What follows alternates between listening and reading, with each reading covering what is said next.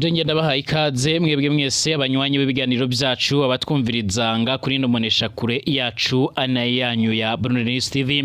Ndabahaye ikaze kuri mwebwe mwese mubandanya mwumviriza amakuru n'ibiganiro byacu tubategurira ndetse tukabashikiriza ngaha kuri Burundi News TV. Turi kwa kabiri turi kwigenekerezo g'18 ruhuma 2025 mwese ndabahaye ikaze. Turagarutse mu makuru ari karavugwa cane aho turaza kwibanda ku makuru ari karavugwa nga muri kino gihugu cacu ciza c'u Burundi mu karere k'ibiyaga binini ndetse no hirya no hino mu isi. Kaze kuri mwebwe mwese aho tugiye kugaruka kw'idonido ry'amakuru aremere cane ari karavugwa. Dore ingingo nkuru turaza kugenda turibanda muri kino kiganiro. Mu Burundi harakomeje kuvugwa inkuru ziremere cane zigendanye n'umuhari wadutse umuhari gushika no mwanya wama ugaragaza neza yuko witeguriye guhangana n'ubutegetsi bwa CNDD-FDD nkuko amakuru yoma aradushikira. Amakuru yihuta adafise ivumbi akomeza kugenda aratugeraho akaba agaragaza neza yuko ibintu bishobora gukomera ndetse no gufata intera. Umunyuma y'iko iyo mihari iharugwa muri itatu yamaze gufata ingingo iremereye cyane, ingingo igendanye n'ibibazo bigendanye n'umutekano aho bavuga yuko bakwiriye guhangana n'ubutegetsi bwa CNDD-FDD canke ubutegetsi bwa Gitega. Iyi mihari yamaze kuvuga yuko rero ari itatu yamaze kwishira hamwe ndetse banagaragaza neza yuko biteguriye gukora byose mu rwego rwo kugira ngo babashe kuba bohangana n'ibibazo biremereye cyane biriko birugariza igihugu c'u Burundi.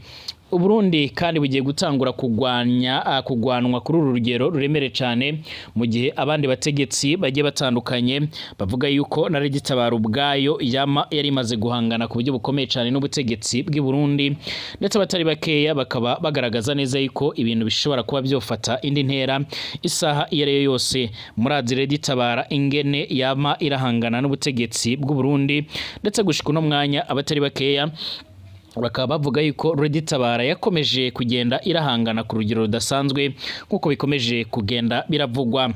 Amakuru akomeza kugenda aratujya aravuga yuko mu nyuma yuko kandi umuhari wa MTC ukomeje kugenda urigarurira ibice bimwe na bimwe bigiye bitandukanye, abatari bakeya bariko barasigura ndetse bakanagaragaza neza yuko batewe impungenge n'ibikorwa bishobora kuba byofata indi ntera cane yuko Regitabara yari sanzwe irabarizwa muri Kivu y'Amajyepfo ndetse leta y'u Burundi yararungitse ibatayo nyinshi z'abasoda mu rwego rwo kugira ngo bace barahangana cyangwa se bace nyine barakora iyo bwabaga kugira ngo ibyo byose bace barabisigura cyangwa se barabisoza. Ariko gushika uno mwanya abatari bakeya ntibajya umunwa mu kugaragaza ndetse no kwerekana neza yuko nyine ibikomeje kugenda bigaragara cyangwa se ibikomeje kugenda biravugwa bishobora kuzokuma mu nkokora Uburundi ndetse bikaba byohereza icyuho iyo Regitabara ndetse niyo mihari yindi.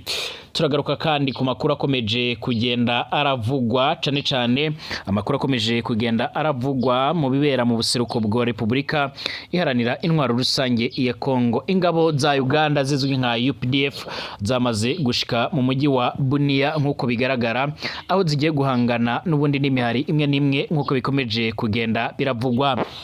Turagaruka ku makuru arikomeje kugenda aravugwa. Perezida Tshisekedi yarijunditse ibihugu bya Afrika byanze koroni yamagana igihugu c'abanyi c'u Rwanda nkuko amakuru akomeza kugenda aratugera bivuga. Ibikomeje kugenda birashikira Perezida Felix Tshisekedi Chirombo na Kamaramaza mu nyuma y'iko rero yanze kugirana ibiganiro n'umuhari wa MTC. Uyu muhari wama uvuga yuko uzokomeza guhangana nawe ndetse ukagaragaza neza yuko nyine udateze kuzorekura ibice byose wamaze kugenda ugufata nkuko amakuru akomeza kugenda aratugera bivuga. Kugeza ubu ngubu umuhari wa MTC uri kuragenzura ibice bimwe na bimwe bigiye bitandukanye muri Kivu y'Amajyepfo nkuko amakuru akomeza kugenda aratugera bivuga ndetse n'ibyo muri Kivu y'Amajyaruguru no mu bindi bice bimwe na bimwe bigiye bitandukanye. Mwongeye kwirirwa neza mwese abanywanyi b'ibiganiro byacu abatwumviriza muherereye mu bice bigiye bitandukanye, mwese turabahaye ikaze ndetse turizera ko muri amahoro kandi mukomeje kuba mwomererwa neza cyane.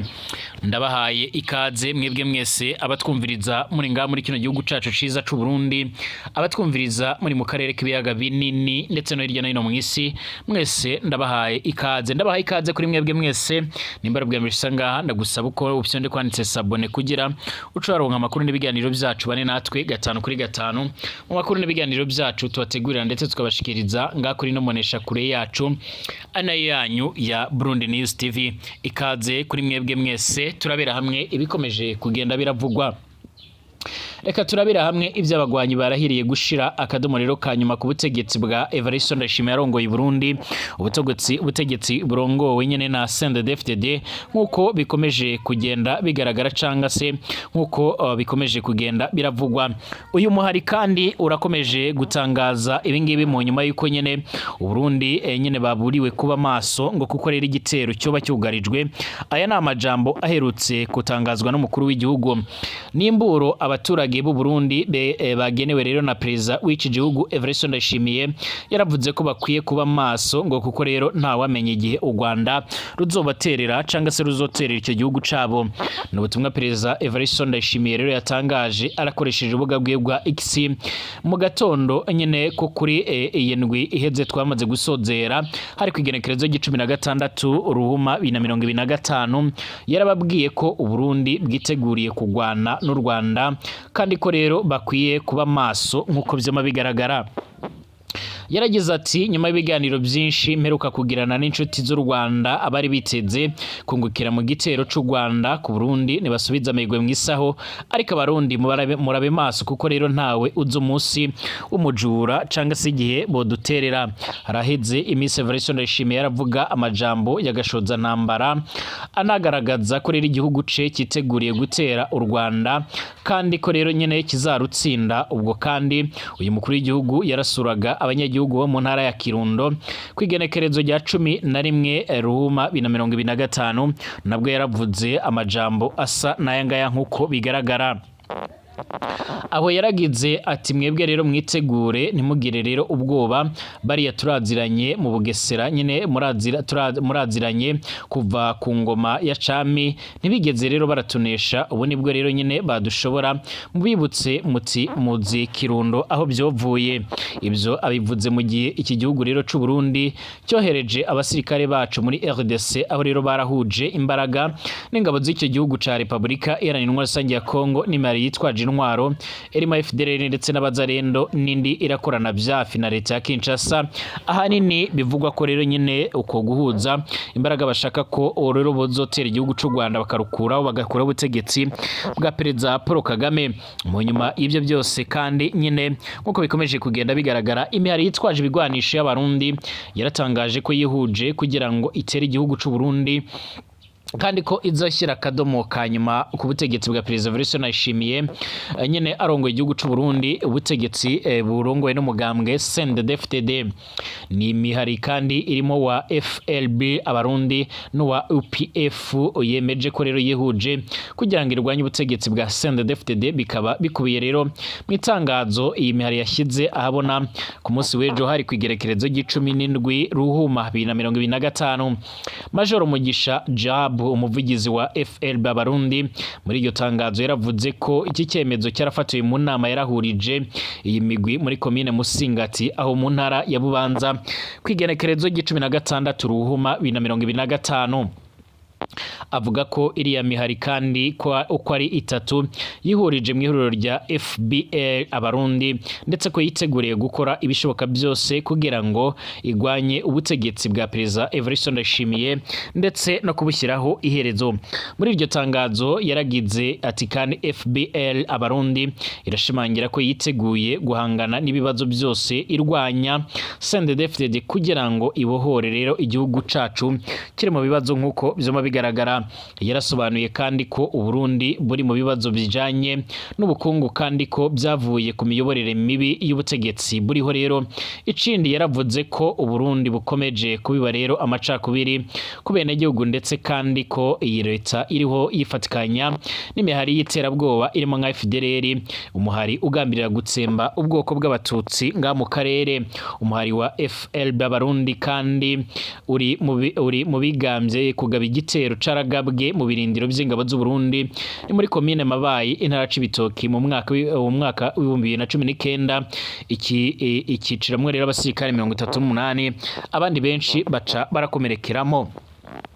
iyi mihari ije yongera kandi ko Red Tabara ndetse nawo umaze imyaka myinshi uri mu ntara n'ubutegetsi bw'u Burundi uri mu ntambara n'ubutegetsi bw'u Burundi ushinza CNDD-FDD gusubiza inyuma rero nyine iki gihugu cabo nkuko vyoma bigaragara birasa nawe nyine ubutegetsi bwa Evariste Ndayishimiye bukomeje kotswa igitutu ku rugero rudasanzwe abatari bakeya bagaragaza ndetse bagashimangira yuko nyine ibikomeje kugenda bigaragara ndetse n'ibikomeje kugenda biradusubira ubwabyo byaba ari ikibazo kiremere cyane nkuko amakuru akomeza kugenda aratugeraho abivuga.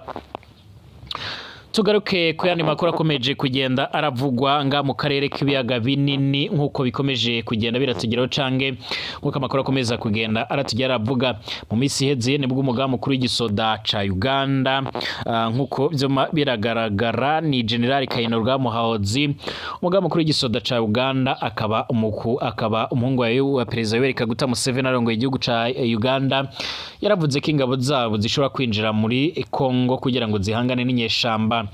Ingabo zidasanzwe za Uganda zarinjiye mu mujyi wa Bunia ufatwa nk'umugwa mukuru w'intara Ituri ni murasazuba bwa Republika Iharanira Intwaro Rusange ya Kongo.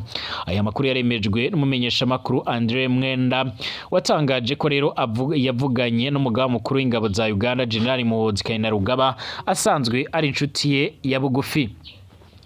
Mwenda yaragize ati narahoze mvugana n'umugaba mukuru w'ingabo za Uganda General Muhoozi Kainerugaba arashaka kumenyesha igihugu ko ingabo zidasanzwe rero za Uganda zinjiye mu mujyi wa Bunia uri murasazuba bwa Republika Iharanira Intwaro Rusange ya Kongo umugwa mukuru w'intara ya Ituri yaratanze isezerano yararisoje kwigenekerezo g'15 Ruhuma 2025 General Muhoozi yaratangaje ko agiye kohereza ingabo muri Bunia kugira ngo zihagarike ubwicanyi abahima bariko barakoregwa. Uwo munsi kandi yaranasabye ingabo zose ziburimo ko rero zorombika ibigwanisho hasi mu masaha arugwa muri 28. Yaragize ati ku buyobozi bwa General Yoweri Museveni Kaguta umugaba w'ikirenga wa UPDF mpaye amasaha ashika kuri 28 ingabo zose ziri muri Bunia kugira ngo zirambike intwaro zazo hasi nizitabikora tuzozifata nk'umwanzi tuzirase. Uwo munsi Mwenda yarasobanuye ko intandaro y'ubu butumwa rero bwa General Muhoozi ari ubwumvikane buke bwarabaye hagati ya leta ya Uganda ndetse n'iya RDC zari zaremeranyije ko rero abasirikare babo bazajya kugwanya imera yitwaje ibigwanisho yica abanyagihugu muri Bunia kwigerekerezo rya 5 Gashyantare RDC ikabihindura nyuma. Uyu mumenyesha makuru yagize ati twemeranyije na leta ya Kinshasa kohereza muri Bunia UPDF igisirikare ca Uganda kuwa gatatu w'indwi iheze barahagaritse ubu butumwa rero ku munota wa nyuma abanyagihugu bari kwicwa bavuga rero urunyakitara. Kuri uyu wa 17 Gashyantare 2025 ubuyobozi bw'ingabo za Uganda ziri mu bikorwa byo kugwanya umuhari w'iterabwoba ADF usanzwe uragwanya ubutegetsi bwa Uganda nyine muri RDC bwarahuye n'ubw'igisirikare ca Kongo muri Ituri buraganira ku buryo bwakwagura ibyo bikorwa byabo. Umuvugizi w'ingabo za RDC muri Ituri Lieutenant Jules Ngongo yaratangaje ko atari ubwa mbere ingabo za Uganda zigiye gukorera muri iyi ntara. N'ubutumwa rero buca amarenga ko habayeho ubwumvikane bwo kohereza ingabo nyine abasira muri ako gace ka Bunia. Kuri wa 18 Gashyantare haragaragaye amashusho y'imodoka z'ingabo za Uganda n'ibifaru berekeza muri uyu mujyi wa Bunia wahungabanyijwe cyane n'imihari irimo nka ADF ndetse na Codeco nkuko bigaragara.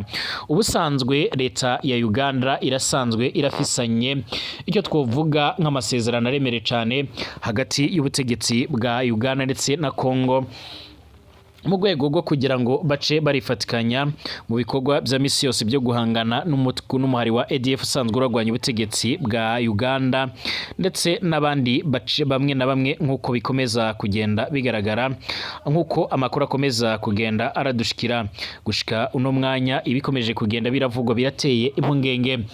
Tugaruke kubigendanye ndetse no kwishusho y'ibirindiro bya FDLR byahoze hafi y'u Rwanda.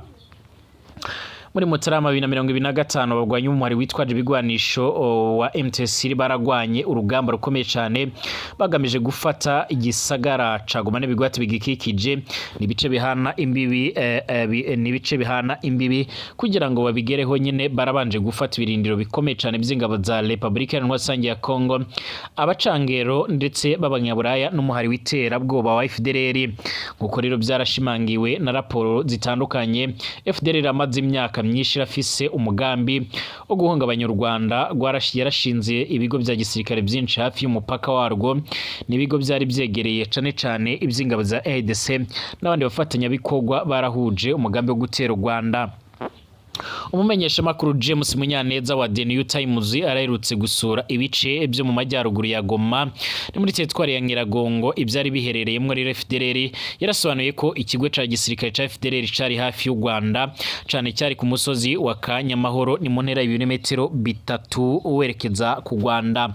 Ati Kanyamahoro na ahantu h'ingenzi hari mu birometero 3 uvuye mu Rwanda hitegeye akagari ka Munege umurenge wa Busasamana ni mu karere ka Rubavu harabaga ikigo cya gisirikare cy'umuhari cy'umutwe udasanzwe FDLR Commando de Recherche d'Etat de Action et Profenda canga se Klapao nubwo FDLR cyane rero Klapao yari hafi y'u Rwanda kurucengera ntibyari koroha kuko rero ku mupaka hari abasirikare b'u Rwanda babacungeraga hafi umunsi ku wundi. Leta yarasobanuye ko yakijije rero ingamba ko yakajije ingamba nyene z'ubwirinzi mu rwego rwo gukumira icyagerageza guhungabanya umutekano kiraturutse muri RDC. Amakuru yavuye muri Kanyamahoro kandi avuga ko ikigo cya Klapao cyabagamo rero abagwanyi hafi amajana 4 bari bayobowe na Majoro Benjamin ni mu butumwa rero ni mu butumwa gusa hari n'abandi babarigwa mu magana babaga mu misozi ihana imbibi nka Kanyangoma ku mabere y'inkumi ndetse n'ahitwa Nyamuswi ndetse na Kanyabuki ahitegeye icirunga cya Nyiragongo. Mu kigo cya gisirikare cya Kanyamahoro rero abagwanyi ba MTSR basanze icyumba cyayoborerwagamo rero urugamba gisakaje ihema rero kirimo rero intebe n'akameza byarakoreshwaga na Majoro ni mu butumwa hari n'ibikoresho by'itumatumanaho byifashishwaga ku rugamba ndetse n'igitanda ciwe. Wahoze ari umuyobozi mukuru rero w'abagwanyi ba FDLR Pacifique Naunguka Arias General Omega bivugwa ko yabaga mu kigo cya gisirikare mu gace rero ka Mugongo kari mu birometero 10 uravuye Kanyamahoro nacyo rero cyari inyuma y'iby'abandi barwanyi b'uyu muhari ku musozi wa Kanyangoma nk'uko bigaragara. Gushika uno mwanya amakuru akomeza kugenda tugeraho nuko aha hose bamaze guhunga ku rugero rudasanzwe ko bijya batari bakeya bemeza neza yuko aba FDLR bakomeje guhigwa bukware no yumari wa MTSR kuri MTSR yifuza yuko ibintu bishobora kuba byohindura isura ndetse ubutegetsi bukaba bwoza ari ubutegetsi bumeze neza nga muri kino gice nk'uko amakuru akomeza kugenda aratugera bivuga. Kugeza ubu ngubu MTSR irakomeje kucungera ibice bimwe namwe bigiye bitandukanye ndetse batari bakeya bakaba bashimangira ko uyu muhari wa MTSR witeguye gukora byose bishoboka kugira ngo amahoro n'ituze bigaruke. Ku munsi w'ejo abanyagihugu baturiye mu mujyi wa Goma canga mu gisagara ca Goma n'ibigwati bigikikije barisutse mu mihanda barakora imyerekano bamagana ibikorwa bimwe namwe ndetse banamagana ingabo za ONU za SADC za FARDC n'imwe bavuga yuko bakwiye kuva muri ibyo bice kugira ngo amahoro n'ituze bibashe kuba byogaruka. Mbashimire tugaruke mu kanya.